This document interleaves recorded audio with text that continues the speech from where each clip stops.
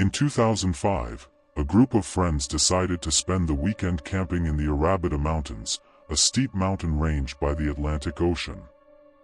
The chosen spot to set up the tents was at the highest peak of the mountain, surrounded by trees. Since it was spring, the humidity was still felt in the air along with the windy chill of winter. When they arrived at the site, already after 8 p.m. and without any lighting, they turned on their flashlights and managed to set camp and start the fire that immediately lit the campsite with faint orange light that casted dancing shadows on the forest fringes.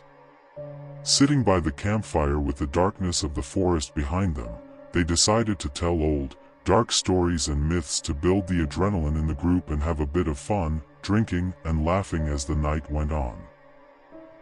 Jonas, a guy they had met the week before at a rock festival and the main storyteller, took a cassette player and an ancient leather book out of his bag, and, as the night went on, Jonas talked about the book, that was filled with strange symbols, obscure stories, and warnings that seemed more like delusions than memories, with a cold calmness that felt somewhat unsettling. He spoke of forgotten rituals, of voices echoing in the mountains, and of a symbol that, according to him, should neither be drawn nor spoken. The group laughed, thinking everything was exaggerated. But there was something in Jonas's gaze that wasn't a joke. "Now I think we're ready to listen to this," said Jonas to the group.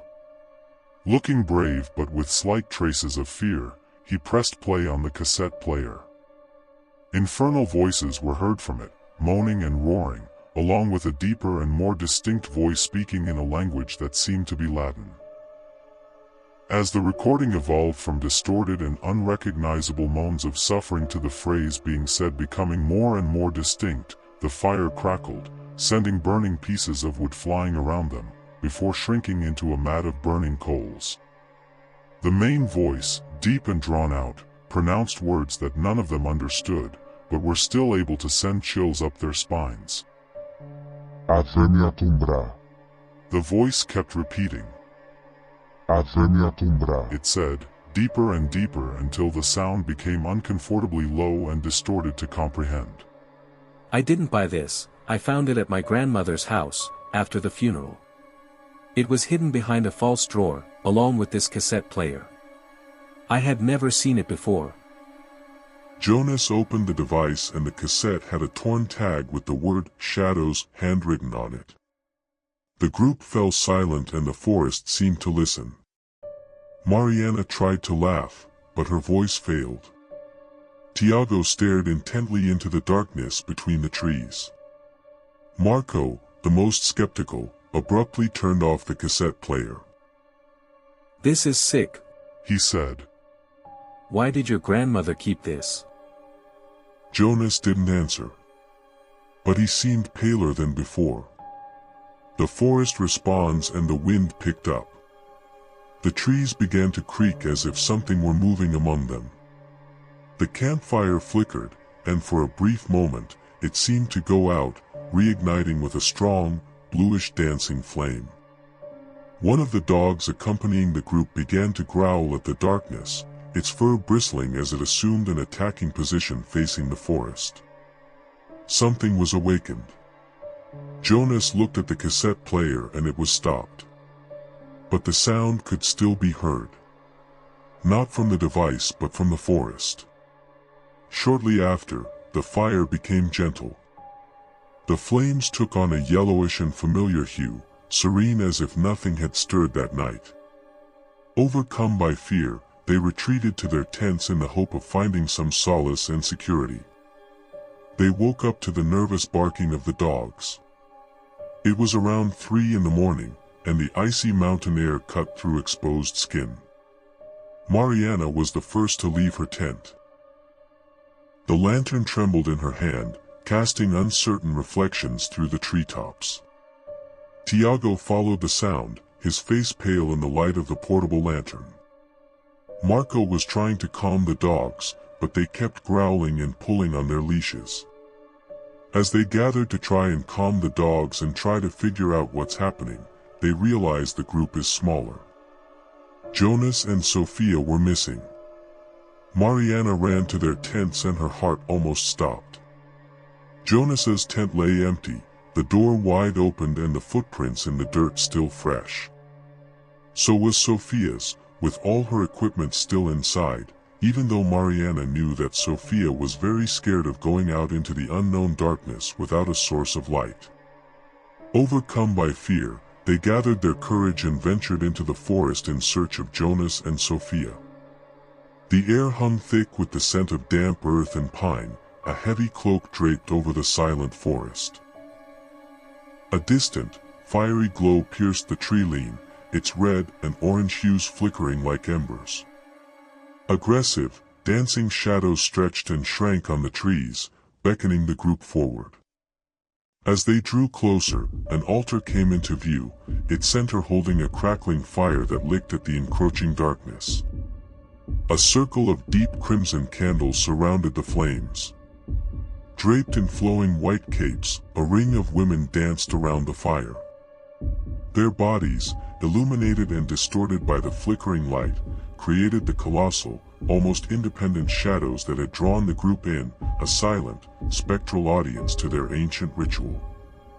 And their faces, even more distorted, in a way they were simply unrecognizable and impossible to describe.